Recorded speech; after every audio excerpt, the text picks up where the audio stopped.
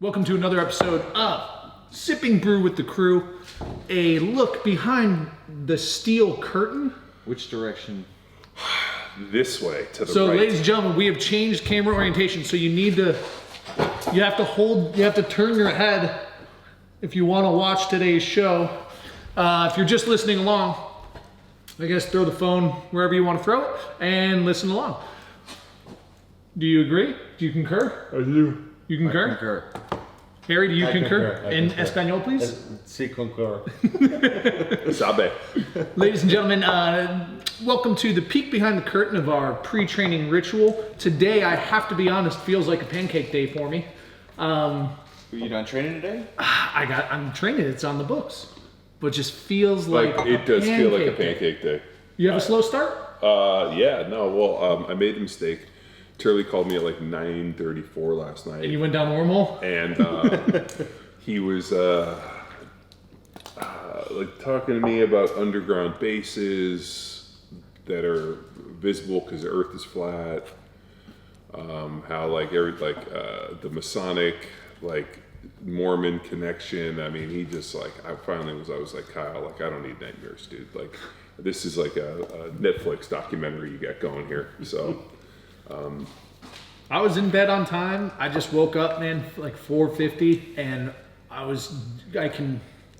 I know it's not the morning roast, but I know what it's like to mosey around this McQuilkin now, where it's like, holy shit, what usually took me 90 seconds is taking me 6 minutes, and I'm like, this is not a good start, and it's just like, could not get moved. Were you wearing cowboy boots? Yeah. Okay, well then you do. Nothing else. What do you sleep in? That's what Cowboy hat? I figured. It's your morning. It's your nightcap. I figured. My fedora. I figured it was like cowboy boots and then that weird bathrobe that cousin Eddie wore in Christmas Vacation. What about belt buckle? There should be a belt buckle. And a belt in there, buckle, too. yes, no. A hat, belt buckle, boots. Gloves. Yes. And gloves for the COVID. How did it go? Yes. You told Jess. You told Brett. Brett told me. Or Brett. What's his Brent. name? Brent. You told Brent. Brent told me. Brent is correct. That's a rewatch. Well, Paul Carter, aka Lift Run Bang, hates Lebowski. So, So if any of you guys comment or know Paul Carter, just drop Lebowski quotes on his page around anything. So I only respond to him now on Lebowski quotes. That's like just your opinion, man. Tex, are we getting any feedback in the feeds on having a flat video? Are you guys liking this? Do you guys hate it? No, but I'm sure Bo will chime in. Well, Bo right now is like, Oh, hey, speaking of Bo, this is my Case Western School of Law, Case Western Reserve Mug. gift from Bo. wow. Very prized possession. This was also gifted to me when I was gifted the Avicii tattoo that same weekend. Oh, That was a gift? Why don't you show They the paid audience? for the Avicii? I mean, they've seen it. They paid for the Avicii tattoo? It was gifted. I mean, Oh, it's really priceless, John.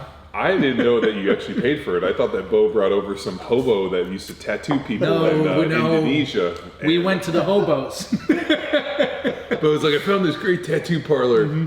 I used to backpack with this guy through Indonesia, and he owes me a couple tattoos. And of all the debauchery Bo was into, tattoos oddly it's not one of them. So it was actually his wife that we corralled one another into Hoboville to get. Leave it to her to outdo you and do it on the lip. Yeah, well, because it fades and disappears. It's not outdoing. It's just really pussing out. She got on her face if she was a true savage. yeah, the mouth goes away. Yeah. But let's see. Well, what did y'all get into last night? So you got into the wormhole with Turley McQuilkin Tuesday nights or Monday nights? Piano Monday. day? No, I took a call from a friend. So we had beers on Saturday, but then last night talked business, and he went into his portfolio and strategy as we face an opportunity. So just got some Sage advice. What sage advice. industry? Can you share what industry? Food. Gonna eat. So that's all I'll say. Tacos. They're not going anywhere. Tacos and cockroaches. So DJ called me yesterday, and we had a little pickup over at Joe Martin's. I don't know if you guys saw those early trikes? 80s three-wheelers. I guess a buddy of DJ's unloaded those things, so he said, come pick these things up. So we ended up with the three Mosquito. So they're three-wheelers, and I forgot why the U.S. government outlawed them in about 1987. As soon as I looked at them, I'm imagining like cutting hard. Yeah, you can't. So, but you know what I was thinking? Like, because I saw them, I'm like, okay, and you know, dude, if dirt bikes and trikes are not on your apocalypse mandatory equipment list, I was thinking like, wow, you could really get around in those things if it was like World War Z. Yeah. Civilization's down, and you could like convert that to some sort of biofuel. Well, and the other one just be able to go off is you shift them, but they're clutchless. Okay, yeah. So what's good is you can ride with the thumb, and then you can mount like a weapon. You could like ride, shift, and shoot all like one time. I just don't know how smart it would be to ride with one hand. It was really my only thing. So you'd almost have to practice. like mount a gun and like kind of like steer with that thing. But you don't use it as like, well, I guess you need to be prepared to defend, but this would be like a sentry type of vehicle where like they go out and scout around and then they can quick escape. Yeah, you know? it floats in water. Dude, we were riding him around like in the pasture where like, because the mower broke, and so we worked on the mower. I think I got to take it in for service. And but we haven't trimmed or like not trimmed, but cut the grass in like 4 weeks. The fern. So it's like chest high.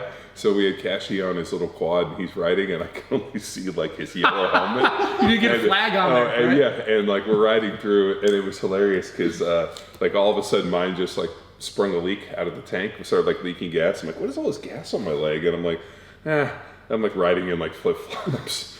I'm like, the bubble gum must have came off. Seriously, I think the guy like had JB Weld that flaked off that for 300 years. But yeah, one of them, like the brakes don't work, the clutches or the shifters don't work on the other one. So we got to do like a little bit of rehab on them. But they're pretty hilarious. Yeah, Ruby's mobile now, so I don't know. It's fun. It's fun to watch her do her little crawl. It's not like a quadruped crawl. It's just like make it happen. And I ended up figuring out like she's kind of like a cat at this point. So she's crawling to things that like are shiny, or like she's like, oh this. So I got a tape measure, and I just put it all the way, like spread it out all 25 feet, and then she saw the tip of it, and I just like let it go, and then she kind of like tried to crawl to it, tried to grab it. So I just sat there for 45 minutes with the tape measure, making her crawl all over the house. Like you're fishing, you got a lure. Yep. 100%. I'm like, get reps in. I mean, I figured more reps. What would Drinking be a the beer? equivalent of McQuilkin at the bar with a tape measure? So like, Well, I'm trying to think of a like family-friendly version. like His genitals? like a. That's where my mind immediately. I was thinking like some $1 bills because the type of place that Tex goes, ones are real exciting. Oh, la-di-da, Mr. Frenchman. You're going to $1 bills? I'm penny guy. Well, Palazzo comes to you. I did see that. So, What's this? The For Palazzo. $1,000, right? Is it $1,200 or something like that? Or they want the stimulus check, and there's a pun in there. So for your stimulus check, this strip club will come to your house dressed up as hazmat and then take you away for 2 weeks. oh yeah, like Quarantine. yeah, quarantine you from your wife. Oh, they're So what do you call that? I'm going to be taking that vacation. That's fine. Yeah. I think it'd be a great time to take a 2-week vacation. Take us with you. There's gas is cheap and there's nowhere to go. Like I told you, I filled up a diesel for $2.09 and I'm like, I can't believe I got nowhere to go. So I did. It was pretty funny when I did show up to. I took the crappy trailer over to get those 3-wheelers. They were like, God, this is an ugly trailer. I'm like, now you know why I have this trailer. This trailer survived the zombies in Costa Mesa and nobody stole it. We never locked it up. Nobody ever took it. Yeah. Even the Mexicans wouldn't do it. Oh, dude, the Mexicans stole my my lift gate, my tailgate. They stole it for scrap. I came out and I was like, so I had like a rope there for about 4 years, and then finally So we you went like, true Mexican. Oh, yeah. Rope? You mean a kite string? It was like, like frayed, and you have to tie that together. You gotta secure it. That exploded on the highway coming back from the symposium. yeah. Well, that's version 2.0. So there's a gate on it now, but it's a little cattywampus. I feel like it's maybe a little flexed from overloading, maybe like a forklift or something. And then now it doesn't clip on. So now you got to take the ratchet straps Yeah. to secure the gate with the safety strap, which you all forgot. Oh, so when you come back from symposium, didn't it fall and that's why all the taillights are shattered? Oh yeah. Oh, the taillights were shattered No, they long weren't. before that. No, they actually. Oh, the backup taillights? Yeah. Yeah. Because we had tailgates on there and that shattered. No, but you're right. That is an amazing, like, the load that trailer had hauled from California to Texas as well. Like, And dude, it made it. It's I think I Oh, dude, I told you the day that, like, when I first got that trailer, I used it as a dump trailer. When I demoed my bathroom, I loaded like toilets and tile and all this. And so I get on like as all of a sudden it's doing this, and like before I loaded it, I hooked to my truck. Thank God. So all of a sudden it's like, and it's actually like lifting the back of my truck up. So I'm like, man, we got to go to the dump. So I'm driving to the dump, and it's pretty much like bouncing and porpoising the back of my Duramax up, which is a pretty heavy truck. And as I'm driving on in the right lane, I can feel the back wheels coming off, and I'm like, oh God, let me just get there. So I finally get to the dump. They go through, they weigh the truck and like the trailer, and then you go dump everything. And I come back, and the lady comes out and starts screaming at me because I had 7,000 pounds on that trailer, and it's rated for like 1,500. yes. Oh my God. She was like, you had 7,000. It was like 600 or 6,772 pounds on that. Are you? I'm like, is that bad? She's like, this is a single axle 5-lug trailer. This is what it's loaded for. And I'm like, High score. Here's your $20, huh? yeah, and I fucking got out of there, and I was like, God dang it, like the little trailer that could. And I got that thing free. Yeah. Matt Neveroff traded me his gym membership at Balboa for that trailer. I'm surprised Ben didn't ask me for the trailer. Well, shh. Oh, well, he's not up. Ben sleeps till noon now, just eating Cocoa Pebbles. What about training today, boys? Pancakes? Huh? Oh, Where are you gonna is there a place to get pancakes? Yeah. Man. Yeah. Oh no, you guys don't want that. You like the They're opening an IHOP right there, 2222. Right there. That's a. Well, but that's the closest one. Yeah. Lakewood, you won't allow. I did tell you Salt Lake is up mobile I saw 12 and 290. Yeah, I saw it. So briskets? So brisket breakfast, Are they doing breakfast like all day or just dinner? lunch. They put their hours on the line. Yeah. What's the name of that restaurant we ate at what was the second symposium? The pancake and what egg? Oh, Pancake House, original Pancake House. So good. Yeah. That's so for our listeners, that as part of the origin of this tradition here, sipping brew, well, it comes back from the Costa Mesa days. We'd walk in, and right to the right was the coffee machine in our office, and we'd sit down and plop down. You could fill up with coffee, kind of look at it in one another, and be like, Let's go eat some pancakes. yeah. And it was in our early 6 a.m. days, where it was like kind of hard to get moving in Costa Mesa at 6 a.m. for whatever reason. I guess just up later, right? I think we were just up later. Yeah. Anywho, and then on occasion, the analogy I use all the time on this one is like if you're sitting in a turn lane and everybody's blinkers are out of sync, but they eventually sync after long enough time, and then they're back out of sync. There would be days where it'd be like everybody be on pancakes, like pancakes, and be like, all right, bail on training. Go to the pancake house, get an omelet, get some pancakes, some buckwheat pancakes, I think is what with a gluten-free variety, and then head back and hit the workday. I remember sitting at the old gym, and like I could hear that crappy Ford 6.0 6-liter Power Stroke in the van. I could hear it from like blocks away. It'd be like, because it sounds like a terrible rod knock. It was and the hilarious part is, you remember when we sold the van, I took the wheels and tires because they were better than mine and put them on my truck. Yep. So I've never bought wheels until I got these new ones in the 14 years, because those are the wheels and tires and everything that it showed up with. So I swapped the tires because mine were bald. So I took those, and then when I got new wheels, I had them there, and I came. And then yesterday, DJ's like, "Hey, what are you gonna do with those wheels and tires?" Oh. And I'm like, "Why?" He's like, "I think I want to put them on my crew cab." And I was like, "Do you know how many vehicles these have been on?" I'm like, "Makes perfect sense. Put them on. You can have them." And so he was all excited. He's like, yeah, I'm going to put 20s on there. I'm like, those things were on our piece of crap van. They've been on my Duramax for like 5 years. And no, DJ's going to rock them. I'm like, this is hilarious. They're really getting around. Get it? You get it? Yeah, the wheel. Yeah. And tire combo. Well, with that saying, I feel like since there is nowhere to get pancakes, we're obliged to train. What do y'all got going on this morning for training? I got upper body. I got to do upper squat yesterday, and then I got my boy Tony from Arasti. He's back in the fight to see me, so I'm going in to get some shoulder rehab today. And then that's about it. Potentiation, week 3, Tuesday vertical press, and some form of Olympic lifting, Tuesday snatch. So, Well, I'm glad it took you a whole week to realize that we had an Alico bar, because like the first week you were using like the old Rogue Power bar with like metal plates, which I appreciate. getting the rust off. And now all of a sudden he's like, wow, look at this Alico bar, and we have Alico bumpers. Man, I might be able to actually drop this. In fairness, the Alico bar does have a label on it that says, do not fucking touch. Don't even think about it. Yeah, but I didn't put that on there. Oh.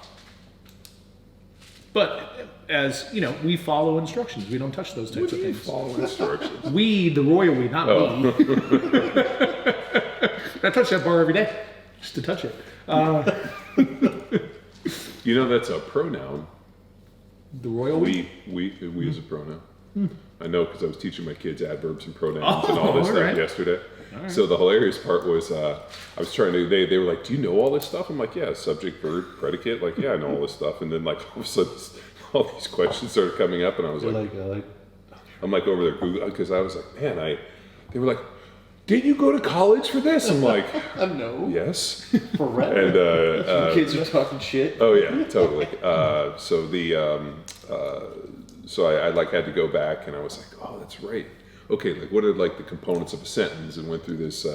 It was really funny because I just hadn't looked at it in since I was probably their age. Yeah. Like when I write, I don't think like, oh, this is I just write. Like totally. You learn sentence structure, you know how to write, you write, and then all of a sudden there's like rules that are like when you're 8 years old are solid in concrete, and then when you're 23, those are kind of flexible. You can do whatever you want. You can start a sentence with and. I told them that in college. You can start a sentence with and. You can finish a sentence with a dash and start a new one. I think I learned that in a movie, Finding Forrester.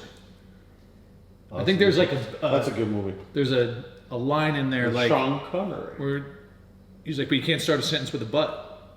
And he's like, you can do whatever you want. And then Forrester then flourishes. Come back. Oh, That was it. That was the domino. He just needed Permission. somebody to be like, It's okay. Use the bar. yeah, you can use it. So I always figured that label, which I didn't put there, was always meant for somebody else. So I would read like, don't touch. I'm like, yeah, you don't touch this thing. Like stop signs? Yeah. Well, from my time in Philadelphia, I learned that STOP is really an acronym: Slow to Observe Police.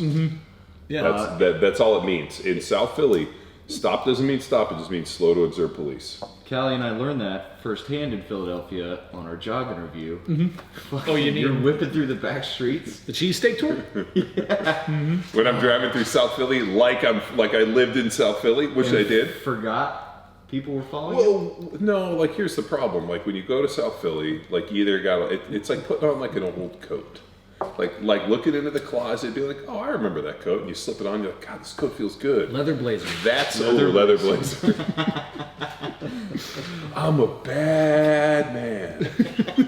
God, if those of you guys don't know what we're talking about, you ever seen Gone in 60 Seconds with Nicolas Cage? Yeah. There's like a whole scene where like they're getting the crew back, and he goes underneath, unlocks this like cabinet, pulls out this like old weathered box, and opens it up and pulls out the jankiest leather blazer you've ever seen.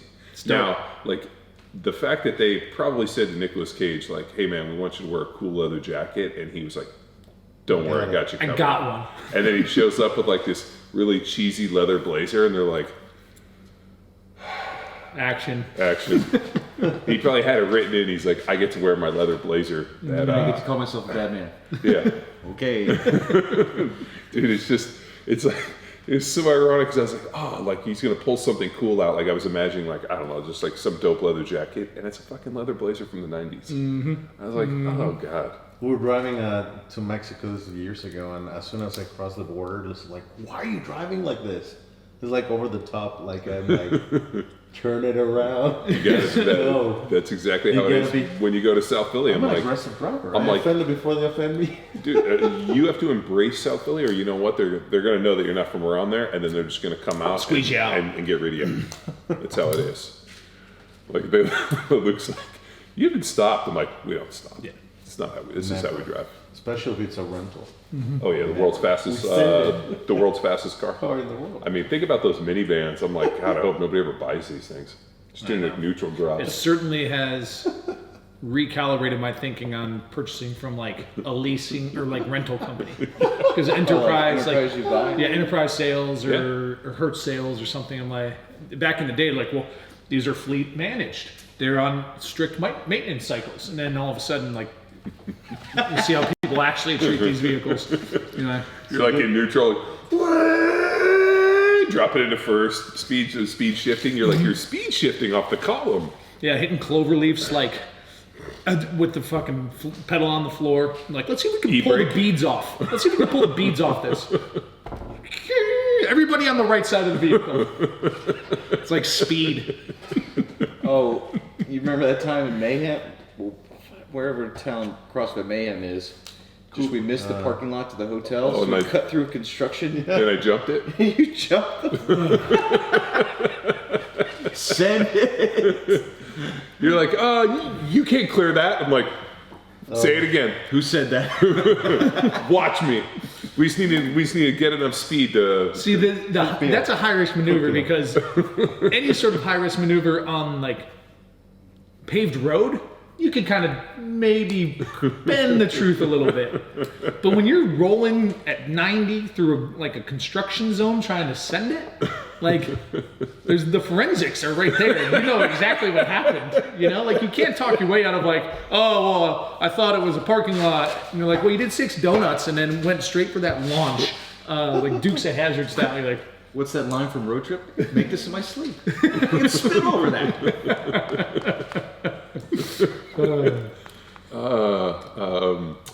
I always liked when we were driving up to NorCal and we were in the van and we were driving, and Callie's like, I've never seen anybody actually drift a 1-ton lifted van. I'm like, get in, let me show you how this baby's done. yep, buckle up. They got a lot of weight. It was good. You get the back end around real easy. But so I'm hitting the bike today. I'm gonna hit some of the stuff Xana's pushed my way, because I got this nerve thing going on. My hand's getting numb. Some sort of nerve entrapment. It's been helping out. So that's what I'm hammering today. And then, ladies and gentlemen, if you do not have a training plan today, shame on you. Shame. Because we are offering a free to all daily training program called Third Monkey, where you can acquire the required equipment for no more than $50 from Home Depot. Right? There's no excuse. And Home Depot delivers. So if you are in true lockdown, call them up, see if you can make that happen.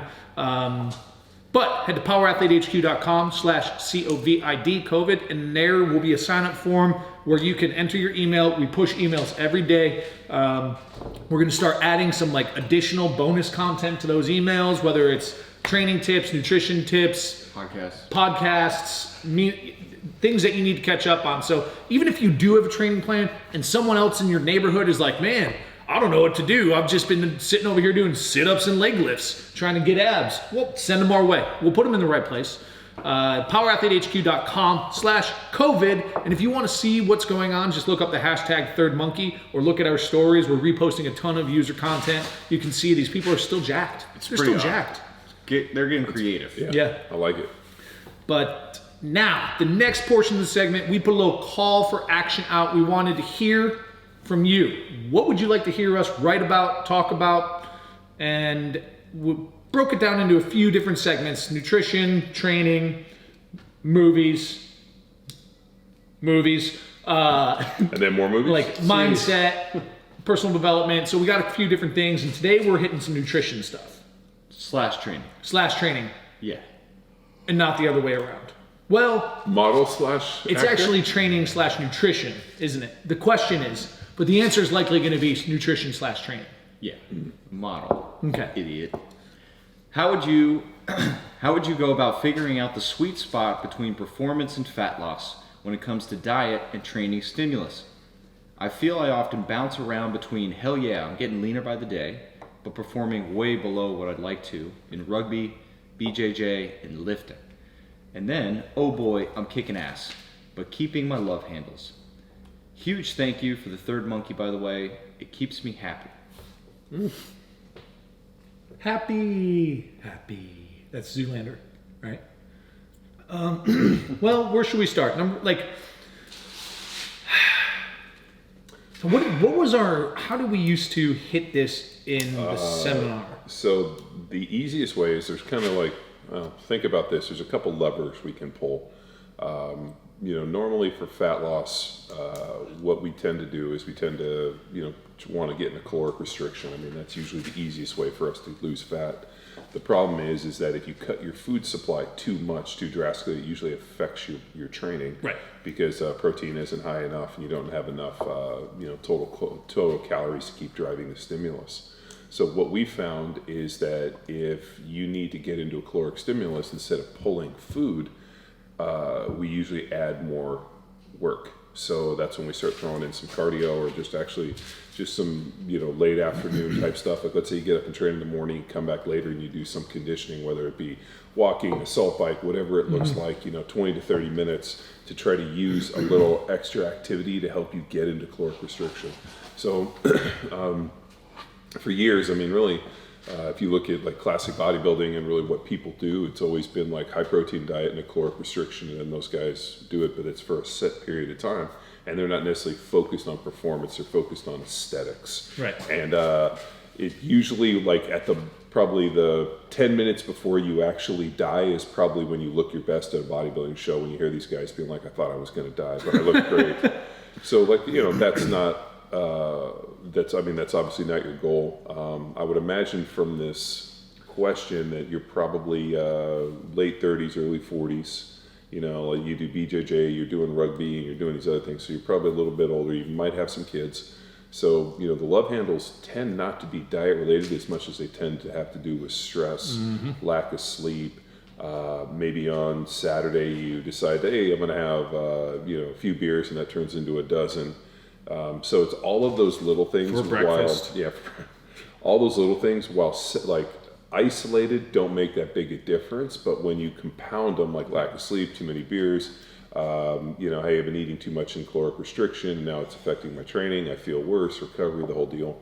So what we like to do is just figure out whatever that basal metabolic rate is, like, hey, these are the calories that I need to do to maintain, and then use the extra aerobic work to train into that deficit.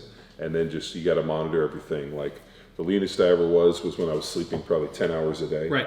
I noticed when we had the kids and I didn't sleep anymore for like 45 minutes for about 3 months, all of a sudden I was like, what is this stuff on my back? And I remember I called Rob Wolf and I'm like, dude, I got like this weird like love handle, like kind of like I could feel it on my back. And he's like, it's called dad fat. And we just kind of laughed, and he's like, that's the stress of lack of sleeping and this, and it's just, it compounds. Yeah. So, I mean, sleep is obviously, our greatest ally in recovery, food. So, I don't want you to cut your sleep. I don't want you to cut your food. I just need you to train into a caloric restriction. You can do some other things too, like getting in an infrared sauna for 30, 40 minutes. That'll help kind of burn some stuff. But for the most part, you got to eat a high protein diet. You got to be, basal metabolic rate, slight caloric restriction, and then just train into that deficit. That's at least the way that I've always done it. But I guess here's my feedback on that as well, right? To find this intersection, I forget how you phrased it, John, but it's a lot of work. It's a lot of work. It's a lot of work to find that intersection. And I feel like you might have an identity crisis, and maybe the easiest thing to do that might yield the best results is to pick one. What do you want to be? Do you want to be your underwear model? Or do you want to be a high-performing rugby, BJJ training athlete? Because if you can just live in the space of being that proverbial performance whore, is what we used to refer to it as in the seminar. Someone who's like, you know what? I just want to dominate these dudes on the pitch. I'm going to bend people in the pretzels on the mat and I'm going to crush weights, and you train as hard as you can, and everything in your lifestyle goes towards that training, which would ultimately be food, nutrition, sleep, then you're going to look like you're going to look great. You're going to look like someone who's a savage, right? But there was another ism we used to throw out there about form follows function. Yep. So if you become a high performing bad motherfucker, you're probably going to look that way. And I will tell you what, when you are wiping the mat with dudes at BJJ, no one's going to give a shit about your fucking love handles. So unless you're rolling without a shirt on, and they just start pinching them. Mm-hmm. Which is a pretty good defense, I'm told. Yeah. Tickling. I like that. Self-defeces? Well, also, if somebody gets you in full guard, you can just pee on them. That's another one too. I go straight to shit myself. Can you self-defeces? Yeah. Can you take a seasonal approach? We're focused on rugby. I'm gonna put on a little extra chub for protection. The last thing you want to do is during these competitions get hurt because you didn't have the padding per se, to then bulk up for the sports season, then lean down for some off season. Yeah, totally. Like, why not? I guess it's just accepting this is picking one, and then being who you are. Hey, for your McCool, training goal. you know what you should do with this beard? I think you shave everything but the neck. You just grow the neck beard. We call that the Pez for two reasons. One, it's like a Pez dispenser, and two, went to high school with a dude whose nickname was Pez, and he could only grow the neck beard. Oh, so it's got double meanings. Yeah. So I think what you do is when you're getting ready for your John Howard virtual date, you just go straight up neck beard. Amish. Why, do Amish have neck beards? I just thought... neck beard, Texas tie, cowboy hat, shirtless. Leather blazer. Can I borrow your jacket? I wish I had a leather blazer that I could we could be take like... care of that for you. Oh, please, don't. But John, do you think, like, even if you were to use steady state cardio to train yourself into a caloric deficit, and you're I guess experiencing, I can't think of the word, you're under the high levels of stress that competition season, whether it's BJJ or rugby, are imposing upon you as an athlete, is that going to help you with body composition as much as it might add to the stress? Well, it depends on how stressful your life is. I mean, so I was wondering in this present environment if people are more stressed or less stressed. I think like maybe like the financial stress, or like, hey, am I going to get sick from this? I mean, I think there's a lot of like things that you could worry about. But I think in terms of like less stress, I think my kids are less stressed. I think my wife is less stressed. Like there isn't this like, hey, we got to go here, we got to go here, we got to go here. Like my daughter has her virtual dance class. So she's like in the living room doing like, we got to like move all this stuff so she can do her break dancing, which I think is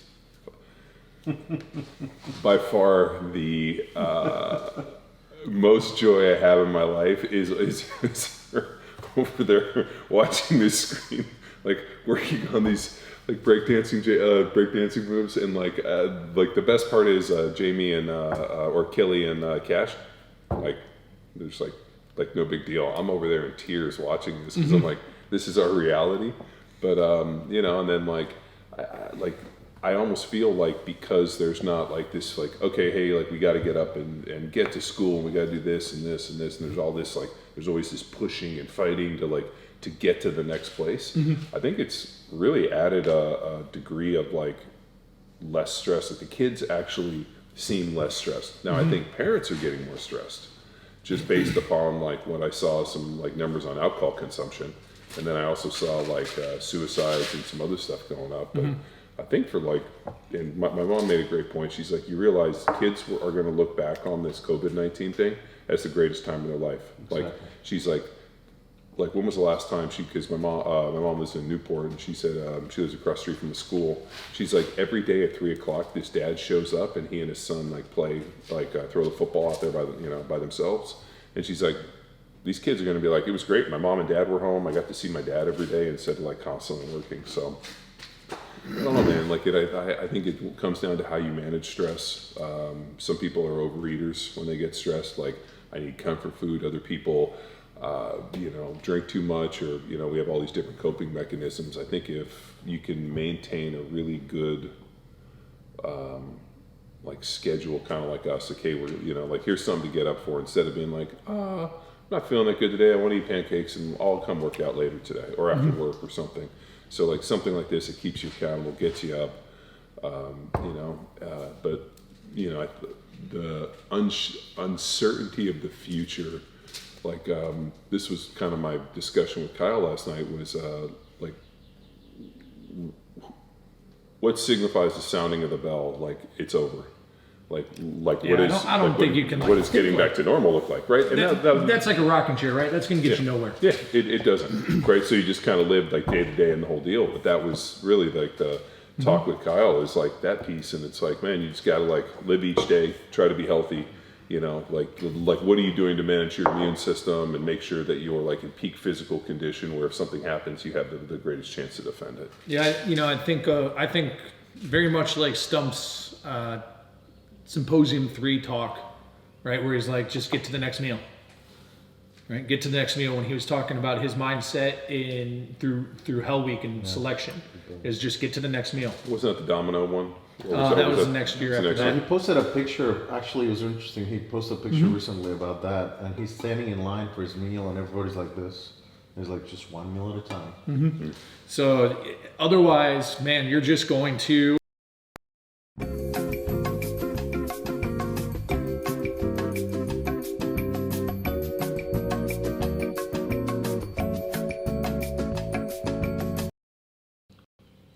Now we have sound.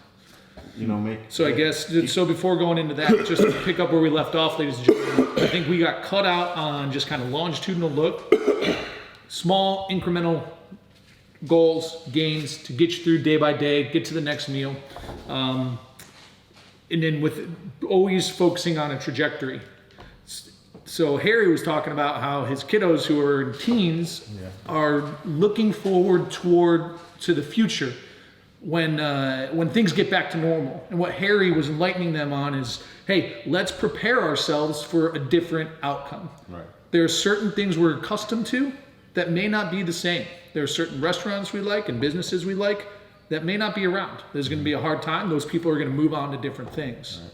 In like a very positive and impact, like and optimistic type of language versus like a lot of negative talk, right, Harry? Right, that's correct. Right. Like it wasn't full of 80% of the words weren't not, if I recall what you were saying, right?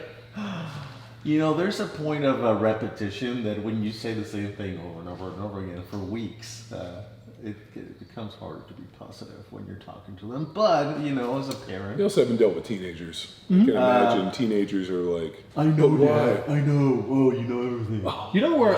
I be with you two every fucking day. It's like a bunch of 13-year-old girls.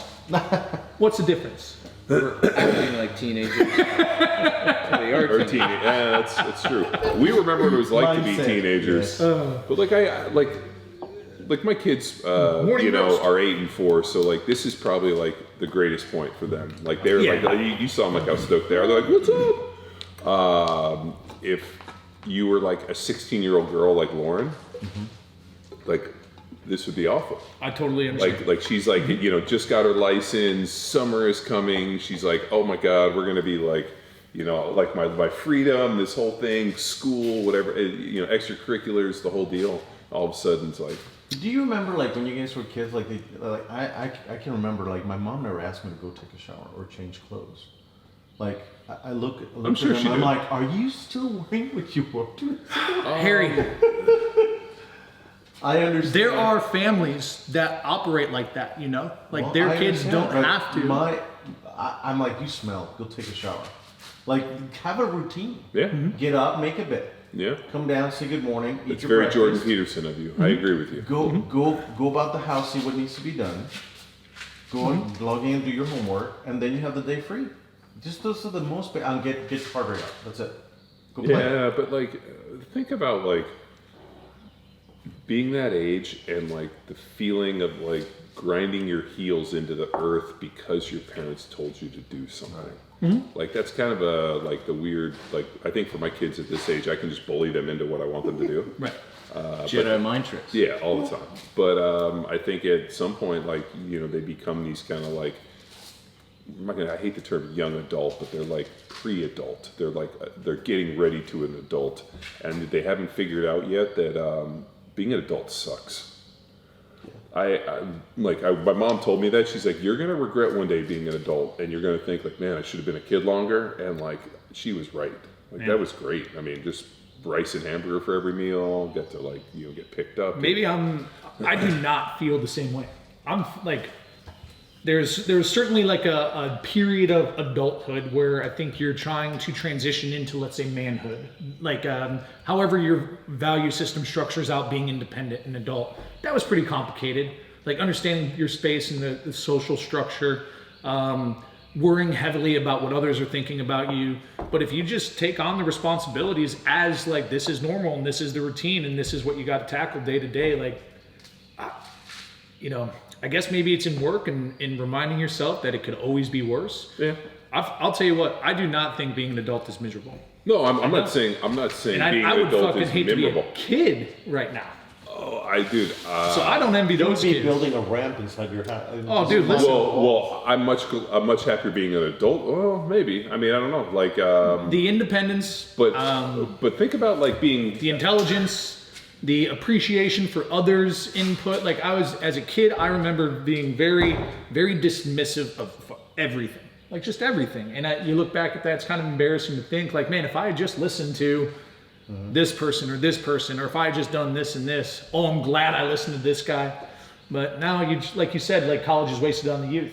Yeah. Like I think that life's lessons and hardship like this is going to be wasted on the youth because they're just going to bitch and moan about it possibly. Right? Whereas I think this is a real opportunity for business owners, for parents to like pivot and flex whatever they've been trying to do to make the best of literally a very trying situation. I didn't have that mindset, power, or vision as a kid. And it's like really cool to have that now. And it's interesting because those lenses that you see the world through, like I can talk to Liz and Liz like, I would never go back to my childhood. And I'm like, I love my childhood. I was pretty happy then, and I'm happy now. Like I'm enjoying the stages I am in because I lived in most of the time in the moment. So Yeah, but I mean, have clients, for example, that have lived there from other countries that have lived hardships, and they see this and they're like, they call me up, they're like, I need to cancel my membership, and I'm like, okay, because they're terrified. They can see they're from like Asia and then from parts of Europe that are like really stressful, and they just reacted because they remember as a kid being in those situations. So they're trying to like make sure they keep all their nuts in the tree and protect what they have, which is understandable. You know? But I guess, you have the choice. And as a kid, you don't realize the choices you have, right? Like you have to do what dad says. Like, especially when he's 6'5", 370-pound giant who can palm a medicine ball, shoot nails and spit bullets, like, or whatever else you're telling him. I know I would be. But that sounds like the CrossFit Football Seminary production. yeah. Dude, like the fact that it was 5:30 last night, and I was riding around on a, how old would that been? 35-year-old death trap known as a three-wheeler with my little boy who's 4, like riding around in the pasture and like screwing around, and like my wife like opens the door and she's like, Dada! Ding ding ding ding. Yeah, and I'm like, no, I know, but it was hilarious. She like opened the door and I could hear Jamie be like, screaming, and I'm like, this is awesome. I find myself that type of stuff, or just being more engaged. But I just think it's a really interesting time, and I think how you view your day, and if you get in the negative camp where it's like, oh, everything's it, then that becomes your reality. And I've talked to a bunch of friends who the sky is falling, the doom and gloom, and the world is ending, and this, and you get off the phone, and you're like, I think I'm gonna go crack a beer and like go like sit in the bathroom like by myself for an hour. But then I don't know if I could live with that type of vision and mentality. Like I'm always kind of like in the positive, like this is going to be probably the greatest reset that we've ever seen. I mean, people are going to come out of here and they're going to be like rip roaring, ready to go get to do stuff. I think the family is going to get strengthened. I think people's resolve is going to get strengthened, and I think through like many hardships, I think we come out better on the other side. Mm-hmm. Yeah, we're in interesting times, but there's certainly been worse. Yeah. So, but in terms of cardio, as it relates to stress, are we saying that is an issue or not? As we go back to leaning out? I don't think so. I know when I did a bunch of the heart rate variability with Joel Jameson and all that, I knew that like a little evening walk, a little cardio, a little like, low endurance kind of aerobic work ended up increasing and helping my recovery for the next day. So if I did like a 20-minute walk or did some aerobic work the night before, I would usually always be green the next day on the heart rate variability. So I think that like you can look at this stuff as like, like if you're in really poor physical shape, I think it could be extremely taxing. But I think if you're in pretty decent shape, just being able to go out and like, get outside, go for a walk, or just do some aerobic work, I think is, relieve stress and actually can help with recovery. Mm-hmm. Yeah, so I like all the things I keep hearing is to find this perfect intersection of optimal performance, smashing people on the field, and leaning out and being, that sub 10, sub 8% body fat that this guy wants to have, ab veins and underwear Model S features. But I think that it's a very high level of commitment. Oh, yeah. It's a high level of monitoring. You're going to need to invest in technology. You're going to need to invest in blood work. And a right? coach. And a coach, and that's probably on the nutrition space and in the training space. So it's definitely possible, but realize that it is a commitment and an investment. And in my opinion, my humble opinion, the best way to draw attention away from your love handles is a big thick neck, big traps, a chest that pops, and shoulders like cantaloupes. No one's looking at love handles. Just get jacked and strong and powerful. No one's gonna care except you and your own little twisted mind. Well, the idea that you're selling of like this vanity with like performance is basically how Instagram and these influencers sell you, $66 ebooks or Fit Tea, or different things. It's like, hey, if only you buy my I forgot about this, Fit Tea. It's. I think it can be done. The problem is that do you have the time, effort, and ability to kind of fine tune it to that degree? Yeah, and like at the end of the day, it comes down to like a principle of reversibility. If you spend too much time on one thing, another thing will suffer. And like the pinnacle example of this is Steven Seagal, right? He spent so much time mastering, what martial art did he do? Aikido, that he forgot to work on his sprint technique. And not eat taquitos. I'll tell you, I mean, he's really put on some good weight. Right, I mean, right? I really think he's found the perfect cross section of performance and aesthetics. He was married I don't to Kelly disagree. LeBrock. Yeah. Have you seen what she looks like now? She was incredible in Weird Science. The Not woman so in much. red. The woman in red. Yeah. I had an article years back that was mixing aesthetics into performance. Yeah. Basically coaching teenage and college boys.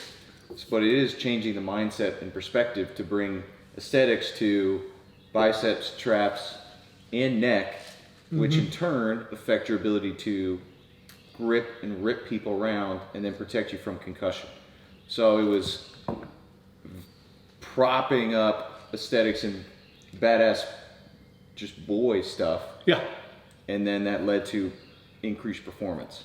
So it is changing the mindset. Those guys were not focused on freaking abs and love handles. It was getting jacked. So I'd be changing your value. Consider changing the value of what you see in the mirror.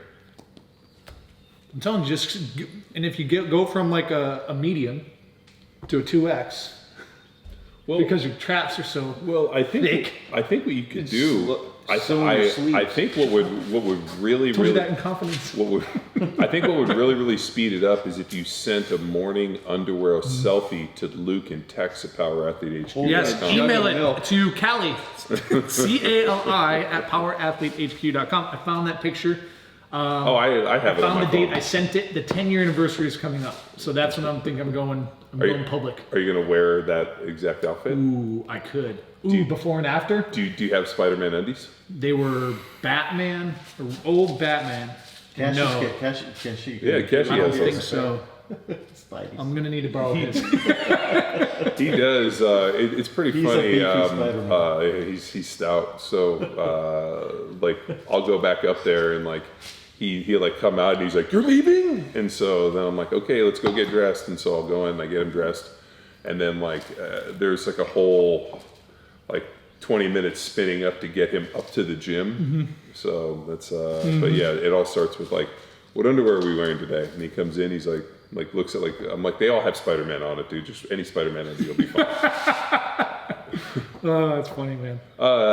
Cashy's a little different than the girls, where like who's ever showering, he's like, shower time? Yeah. So like I'll be like in the shower and like I'll see him like knock on the glass and I'll be like, come on in, and like comes in the shower. Like he took 3 showers yesterday. Like the girls took a shower, I took a shower, Kate took a shower, and like he just is like, shower, like gets in there and like plays with the water, takes some like doesn't this? no, Take he a just shower. he just sees water on and is like, sweet, I'm getting in the shower.